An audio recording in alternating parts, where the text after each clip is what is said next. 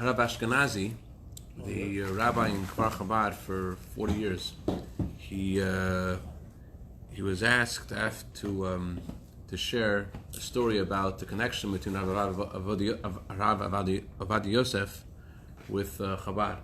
To share. Oh, it sounds like me. Oh, Shalom Aleichem. So he shared the following story, incredible story. He said that there was one. Please wash. It's kosher today. Appreciate it, Rabbi. You don't think it's kosher? He doesn't trust me. No, I'm thinking about what I ate before now. How do I get it out? So, anyways, the Rabbi Ashkenazi was asked to share a story about Rav Avodah Yosef and his connection to Chabad, and he shared the following story, amazing story. It was this yeshiva student in France who met this girl, and they liked each other, and they wanted to get married, and they asked the Rebbe for a bracha. In general, when people would seek the Rebbe's brachas, it wasn't certain when you would get an answer, how long it would take, but there was one thing that the Rebbe would always answer right away. And that was, you want a bracha for a shidduch, want to get married, the Rebbe would always respond. And actually, 99.9% of the time, the Rebbe responded positively. It was very rare that the Rebbe refused a shidduch. So not only did he answer immediately, he also answered positively most of the time. It's interesting, the Ruach HaKodesh the Rebbe used to answer certain people. I know someone who asked the Rebbe if he should get married to this girl that he met. The Rebbe answered, maybe it was a girl asked, I'm not sure who asked. The Rebbe said, "Did you at least meet twice?" Which they didn't. They went on the first date, they liked each other, like, oh, this is great, let's get married. So the Rebbe with Ruach HaKodesh, with divine inspiration, he said to them, "Did you guys at least meet twice?" Like, and how would the Rebbe? They didn't say that, but the Rebbe knew something. They just said, "No, this is my name. This is her name. What do you think? Is there a shidduch?" Anyway, so this yeshiva student, he had asked the Rebbe for a bracha to get engaged, and the Rebbe didn't respond. And he asked the secretaries of the Rebbe, "You sure gave the Rebbe my letter?" "Yes, we're sure." We gave it into the Rebbe. We put it on top of the pile of letters, and we handed it to the Rebbe. The Rebbe is not answering your letter. We don't know why. What should I do? I don't know what you should do. So he decided. He came to Israel and to speak to the chief rabbi of Kfar Chabad, Rabbi Ashkenazi. Maybe he has an idea. Rabbi Ashkenazi started asking him questions. And the yeshiva student said, at first I thought it was because the girl's family, maybe there's something wrong in the family, but I checked it out, they're fine. And not only that, I thought maybe she wasn't serious about wanting to get married to me. She's very serious, and it's real, and we care about, and we want to get married, and we're just waiting for this bracha. I will not make a move without a bracha from the Rebbe. So what did this guy do? He asked Rabbi Ashkenazi. When Rabbi Ashkenazi responded to him, he had this insight. Hashem must have given him some flash of wisdom, and he said, "Tell me about your family." "My family." So he started telling him about his family and his parents, and he said that his parents actually, his mother was married before his mother married his father, and he was born from his mother's second marriage. And so he started asking, well, was there a divorce? Was there a kosher divorce for the first marriage? And as far as he knew, there was, and he looked into it, he found out that there was a bit of an argument if the divorce was kosher. Now, if the divorce isn't kosher, that means she never really left her first husband, and this boy is born a child out of wedlock. He's a mamzer. He's not allowed to get married. So Rabbi Ashkenazi said, "This is what we're going to do. We're going to go to Rav Avodah Yosef." Went to Rav Avodah Yosef. He told him this question. There is this divorce, and there was a question, and now there's this boy who wants to get married. Should he really be judged because of what happened so many years ago, or is there a way to make this boy allowed to get married? Is there anything that Shalom Aleichem? So Rav Avodah Yosef, he made a Beit Din. Shalom Aleichem, Shalom Aleichem. Please wash, it's kosher. Please, say Amotzi, it's kosher. Wash, it's kosher. So Rav Avodah Yosef, he made a Beit Din. They looked into this case, and they looked into it carefully, and they discovered that this divorce was kosher. There's sufficient reason to say it's kosher, and they allowed the guy to get married. So he took this halacha that they just gave him, this psak halacha, this ruling, and he sent it to the Rebbe, And he said, the Rabbi Avad Yosef says that I am permitted to get married. I am not a mamzer, I am kosher. Can I marry this girl? Right away, the answer is bracha for a shidduch immediately. Now, it's not just the wisdom of Rabbi Ashkenazi to figure out what the problem was. Think about this. There was an issue. The guy shouldn't have gotten married because of the question of his mother's divorce. Shalom Aleichem, Jordan. Please wash us kosher tonight. Oh, you did it already. You're ahead of me. Very good. Please take a hamburger. So, there was a question about the divorce. It wasn't that there wasn't a question. There was a question. And there's a question that the Rebbe saw that was preventing him being able to get married. And what Rabbi Avad Yosef did by making this halacha, he actually affected a divorce that was issued decades before. By them giving a ruling about the divorce now, retroactively, they made the divorce kosher based upon their understanding of halacha. In other words, the divorce, there was merit to the divorce. Please have a hamburger. It's kosher today. Okay. But try every Thursday to eat kosher. It's once a week, you know. So there was room in halacha for the divorce to be kosher, but until it was given a final ruling from the Rav, it wasn't sufficiently kosher. They needed the Rav to make that ruling for it to be considered acceptable.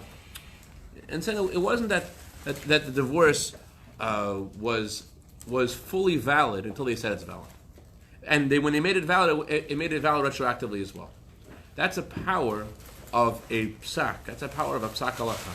So that this boy who is now, he wants to get married, he's now allowed to get married because of this psak halacha. It retroactively validated the divorce that was given decades before.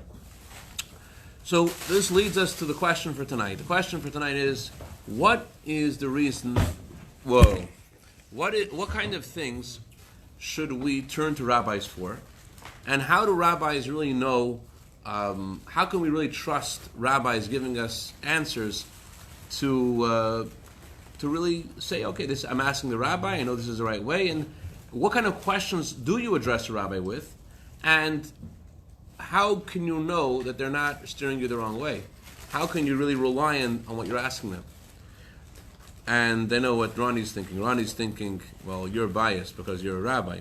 L'chaim Ronnie. L'chaim. Okay, so before we get to that, let's mention a very powerful teaching of the Meiri. It says in Pirkei Avot, Asei lecha Rav, you should make for yourself a Rav. And the question is, what is it referring to? Is it referring to making for yourself a Rav to give you questions, to answer you questions about halacha, or is it a Rav to answer questions about life? We find in Tanakh the story about Shaul HaMelech, King Shaul, when he was a shepherd for his father. The donkeys were lost, and he and his friend went to go look for the donkeys. And it wasn't like it was a lot of money; it was a minuscule amount of money. They were looking for it for a couple of days, and they're about to give up.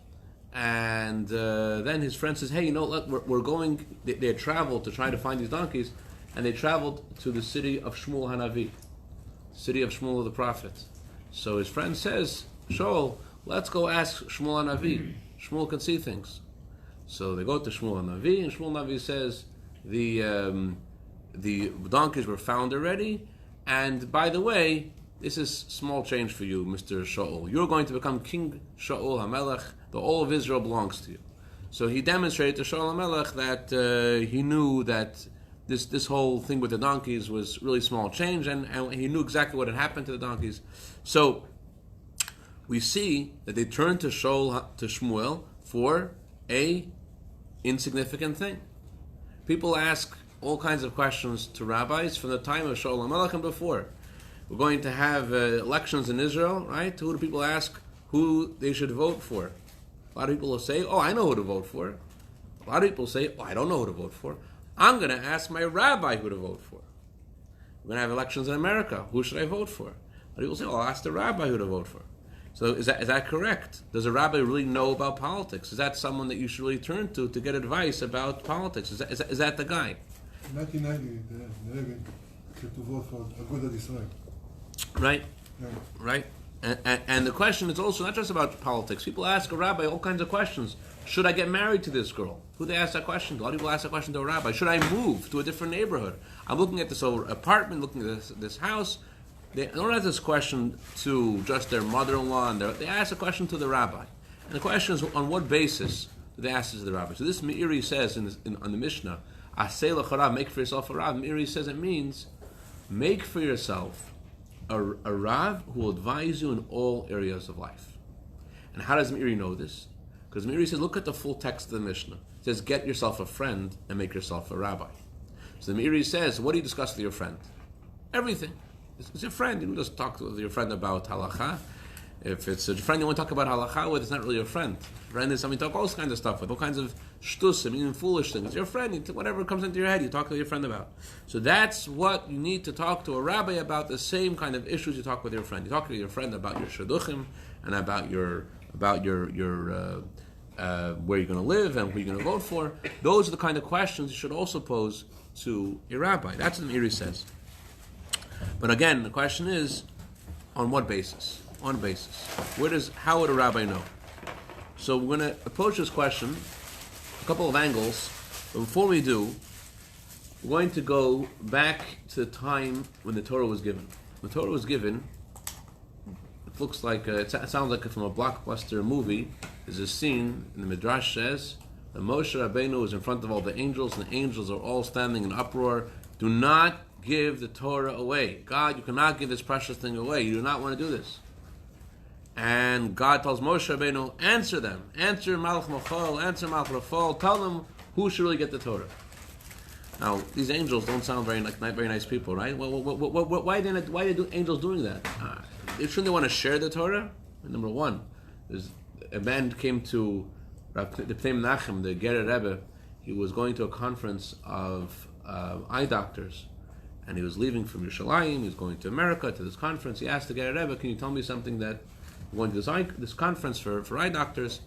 What can you tell me?" So the Pnei Menachem said to him, "Tov ayin hu yivorach." A good eye means somebody who shares things. So everyone should share whatever they know with each other, because that's what someone who has a good eye does. If you have a good eye, you don't just share whatever you have, what even things which are not Torah, good advice for something, you share with people.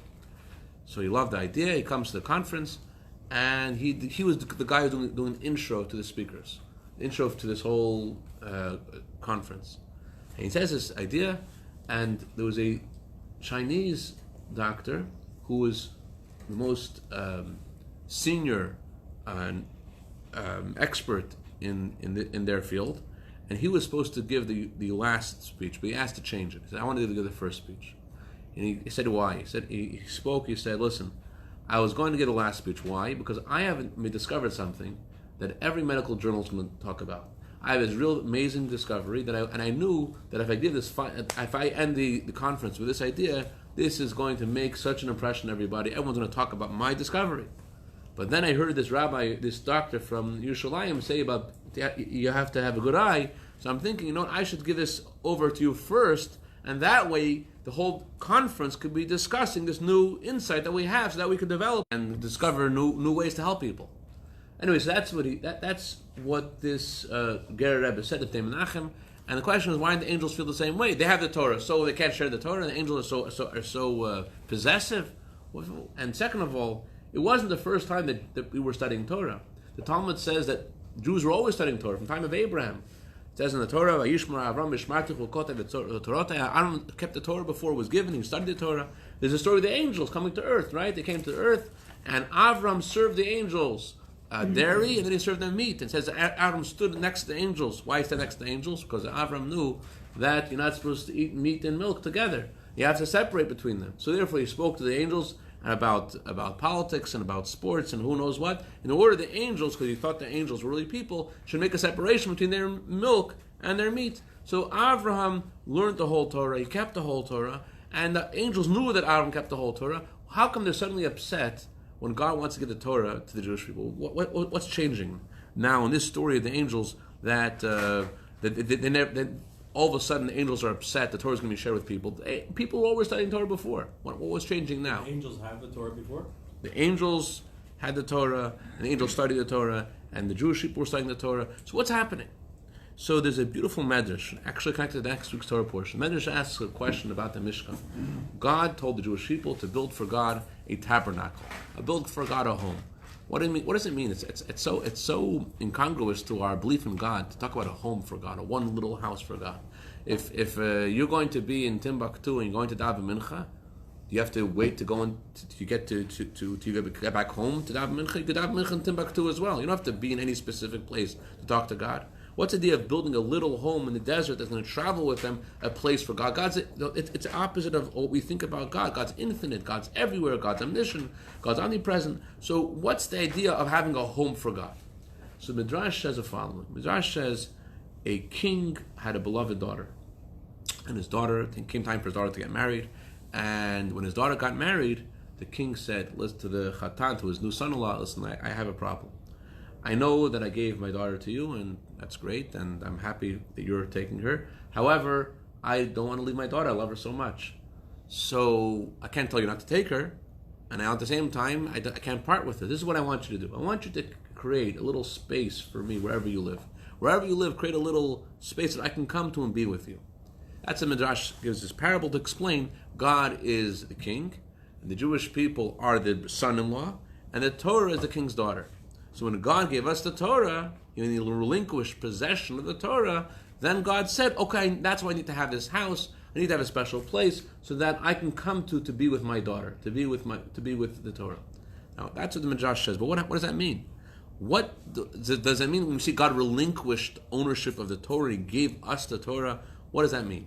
And the answer is that what God gave the Jewish people is the ability to have ownership of Torah in the sense that the Torah's rulings aren't decided in heaven, rather they're decided here on earth. That Chachamim here on earth, they give a ruling on Torah, that is considered the ruling. It's no longer decided in heaven. God gave the Torah to the Jewish people. They are able to change what happens in this world through their halacha, change what happens in Torah. I'll give you an incredible example, amazing story. I heard this story many times, but I never heard the story with a name and a person that actually everyone knows.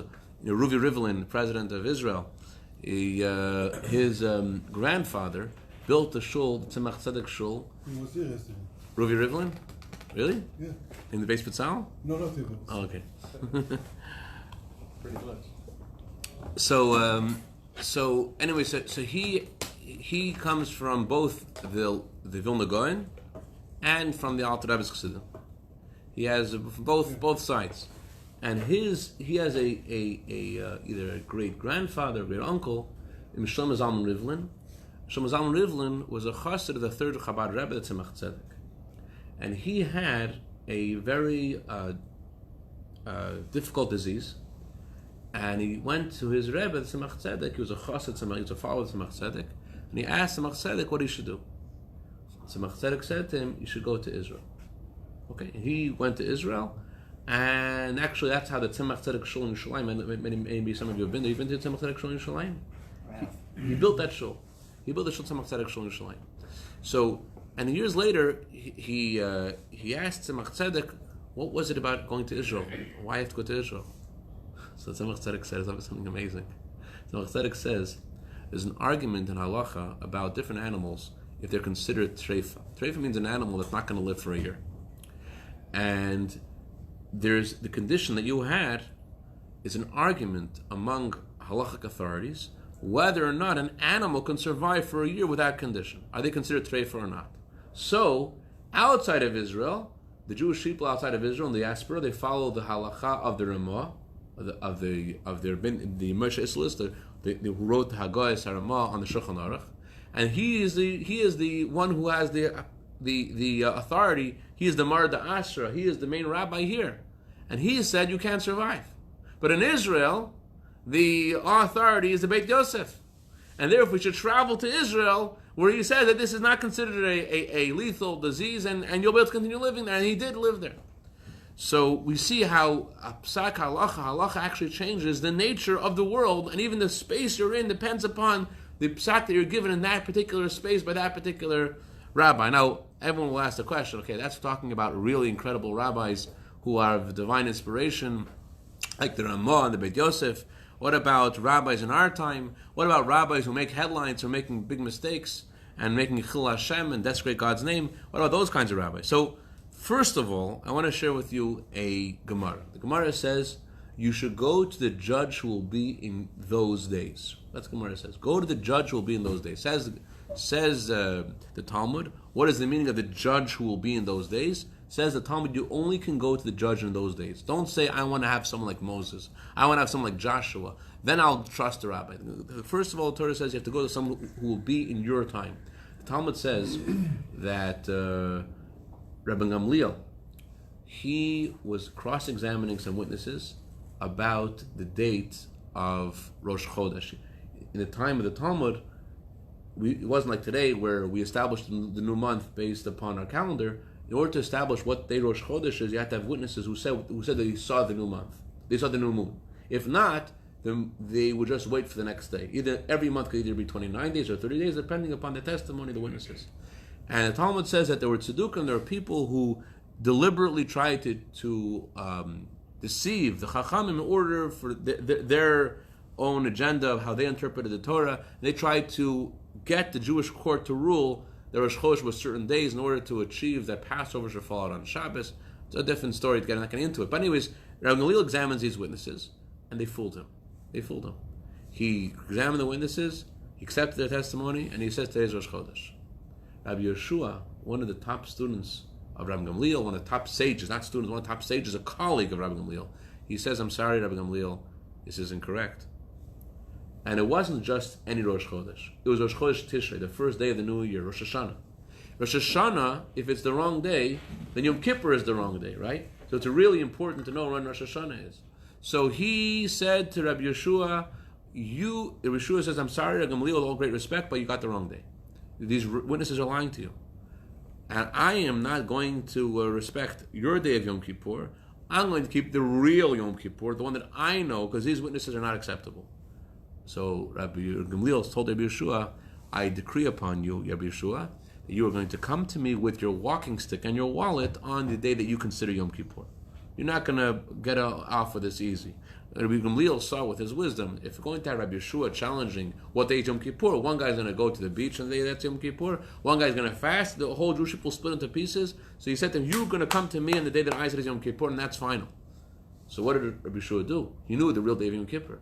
And he knew Rabbi Gamliel was off. What should he do? So he went to Rabbi Akiva. Rabbi Akiva was the wise man of the generation. Rabbi Akiva, what should we do? Rabbi Akiva said to him, what's the problem? He said, the problem is Rabbi Gamliel gave a wrong psak. He gave the incorrect halacha. He got it wrong. So Rabbi Akiva said, so what? Well, so what? It's wrong. Rabbi Akiva said, it says in the Torah, regarding the laws of a new month, Tikru Otam, the day the Jewish people will proclaim that day to be the new month. That word Otam is written without the letter Vav, which could be read as, you will decide when the new month shall be. It doesn't matter if you are, says Rabbi Akiva, if they are doing it on purpose incorrectly. Doesn't matter if they were fooled. Doesn't matter what, as long as the Jewish court makes a day, this is the day of Rosh Chodesh, says God, Rabbi Akiva quoted the Midrash, God says, the heavenly court, the angels will come to this world to hear the court in this world to find out when's the day of Rosh Chodesh. To find out when the day of the new month is, the heavenly court seeks the counsel of the court on earth. This is only the jurisdiction of the court on earth. That's what Rabbi Akiva said. So there's a beautiful teaching of the Ramban, a similar thing. You know the story of Korach, right? Korach challenges Moshe Rabbeinu. What did Korach tell Moshe Rabbeinu? Korach said, everything you're saying is made up. Maybe it's all made up. You're telling us a story, telling us about meat and milk. You're telling us about we can't wear this, we can't wear that. It's all conspiracy. You want you said your brother's a Kohen, your brother's a priest. You want him to get everything we own. So it's all conspiracy, and you're making all this stuff up. What did Moses tell him? Moses says, you know what, Korach, I have an idea for you. I and you, tomorrow, we're going to have a contest. The contest is everyone's going to offer a sacrifice to God, and the one who, if God really chose the Kohanim, then they'll be accepted. If not, then if you're correct, then God will accept your sacrifice. If not, you're going to die. So Korach says accepts the challenge. Now Moses didn't consult with God about that challenge. Moses actually proved Korach's point in his challenge. Moses didn't ask God, what should I do? Moses didn't say, oh God, there's a guy over here challenging me, what do I do? Moses didn't do that. What did Moses say? Come tomorrow, I have it, I know the answer. We're going to figure this out through this contest. Why didn't Moses consult with God? How did Moses have the audacity to say this is what's going to happen? He only prayed to God the next day. The next day before, when Korah came to offer his sacrifice, then Moses prayed to God and told God that what he wanted to happen. But how come Moses, the day before that, he's saying this is what's going to happen? Where did Moses have that? How did he know that? Because he knows Hashem likes sacrifices. But how did he know what was going to be the test to prove who was the correct Kohen? How do you know that? The heavenly court came down and connected Moshe, so he knew about that. So, similar thing Nachmanides says. Nachmanides says Moses was telling Korach, you want to know whether you should rely on me or not? I want to tell you something. I write checks, and God will honor my checks. I don't have to consult with God to tell you what's going to happen. I have enough credibility with God that if I say it's going to happen, it's going to happen, even without consulting with God. So Moses was already telling him this is what's going to happen the next day, even though he didn't consult with God about it. He knew that God would agree with whatever he said. He had that kind of, if you will, the word relationship with God. That's what he said. He was proving. You say I made it up? You should know I can make things up, so to speak. I'm not making up my own things. I can decide. I can, so to speak, dictate, and God will follow. It's kind of like what the Talmud says. The Talmud says the following. The Talmud says when a tzaddik decrees something, when a righteous person decrees something, God fulfills it. So Moses was saying a similar thing to Korach. He was saying, I'm going to say this, and it's going to work. You say I make up stuff? It could be I make up stuff. But you know what? God will follow whatever I say because God listens to Moshe Rabbeinu, listens to Moses. Not because he was confident, because he was a tzaddik. Because he was a tzaddik. So it wasn't Ruach HaKodesh according to Ramban. It wasn't divine inspiration. It was in fact, it wasn't divine inspiration. It was his own idea. But he knew that he was saying, if Moses gave this halacha and Moses gave a ruling, that's going to be the ruling in heaven. Okay, I want to tell you an incredible story. Incredible, crazy story. It's not really a nice story, but it's an incredible story. There was a Jew named Shlomo Aaron Shazuri. Rabbi Shlomo Aaron Shazuri was a student of Rav Kook. When the previous Rebbe visited Israel, Shlomo Aaron Shazuri, anyone have one of those portable batteries? My phone's about to die on the... Okay. And Shlomo Aaron Shazuri, he said that when the previous Rebbe visited Israel, there was a certain man who was refusing to give his wife a divorce. And he really felt bad for his wife. The guy was refusing to give a divorce. He's leaving her in a guna. So he wanted the previous Rebbe to influence this man to issue a divorce for his wife. So he goes, the previous Rebbe visited Israel, and he told the previous Rebbe about this, and the previous Rebbe agreed to talk to him. They went to, the previous Rebbe visited a certain shul, I don't know which shul right now. In this shul, this man was present, and the previous Rebbe was told, this is the guy, and the previous Rebbe calls him over, and he says to him, this guy was a chassid, he respected the previous Rebbe. The previous Rebbe calls him over, and he says to him, why don't you give a get to your wife? He doesn't answer. So the Rebbe asks the second time, why don't you give a get to your wife? Doesn't answer. He asks the third time, doesn't answer.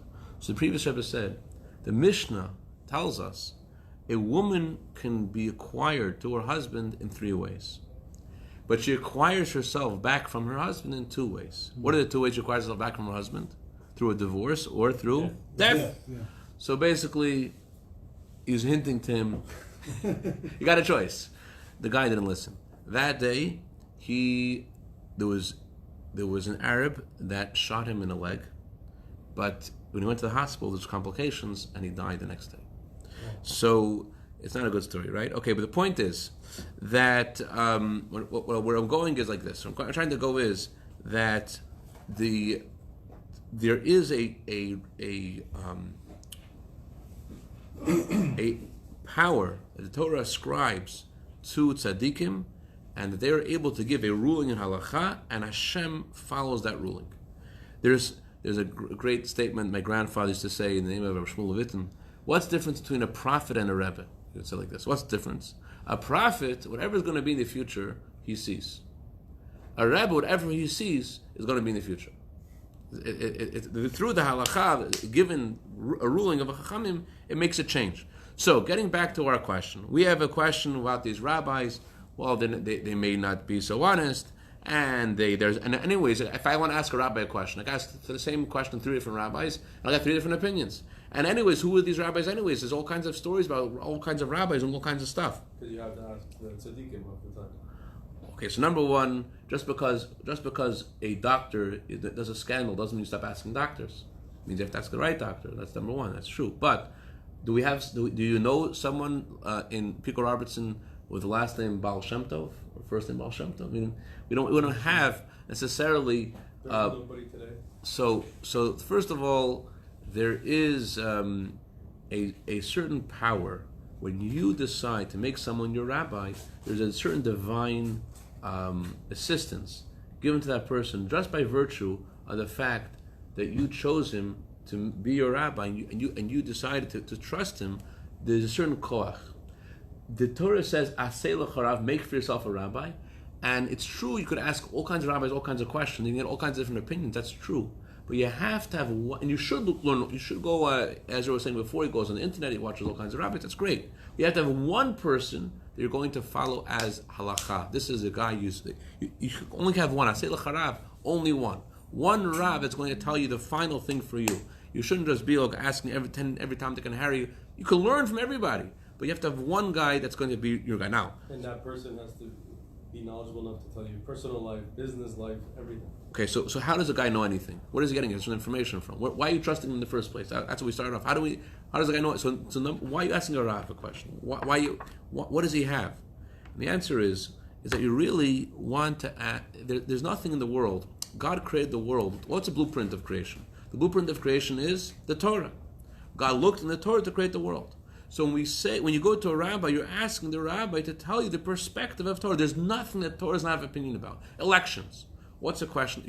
You ask a rabbi for what would be better according to the principles of Torah for the next president of the United States, for the next prime minister of Israel. You want to know where to live. What would the Torah say? According to the Torah, you're in your world with your ideas, but you want to go to someone who's objective to give you according to the values of Torah. Someone who is in that zone. There's a famous Rav, Noda Yehuda Cheskel Landau, 20 years ago in Prague. There was a problem with the following. There was a guy who's married to this girl, and they got in a fight in the middle of their first week of marriage. The guy leaves, and 10 years later, another guy comes to town. He disappears. The guy comes 10 years later, and he says, "I'm her husband, and I'll give her a divorce if she pays me X, Y, and Z." And the wife didn't know if it was the husband or not, because she only, in those days, it wasn't like they went into extensive dating. She didn't know. But the guy knew everything. He knew the cousins and the brothers and the sisters, and he remembered everything. So he didn't know if it was a real guy. She didn't know if it was a real guy or not. So she asked Rabbi Landau. Rabbi Landau said, he told her father the following idea. They go to shul on Friday night, and he says, "I'm going to be back in a second. Just sit in our place." That's one thing he didn't know. He didn't know. What happened was that he had met her real husband, and he got all the information. He posed as her. So they asked Rabbi Landau, how'd you know what he wouldn't know? Rabbi Landau said, such a low life. This guy is going to lie in order to be able to get some money and to let a married woman to create mamzer. Such a low life would not think about asking, where did you sit in the synagogue? He wouldn't know that. So bottom line is, my friends, we have to have a personal rabbi who asks questions to. And we have to realize that the Torah has something to say about everything, because the Torah is a blueprint for creation. And there is a certain power in the person that you choose to be your rabbi. Just the fact you trust someone. Now, it doesn't mean that you trust them blindly and you don't share with them what's really going on. You have to share with them what's really going on. You may ask someone a question to give you the right answer for a different person, because you're not really being open with them and honest with them. But there is something the Torah has to say about everything. And therefore, when you want to make a move in your life, you want to know what the Torah says. And you want to get an objective opinion of someone in the realm of Torah.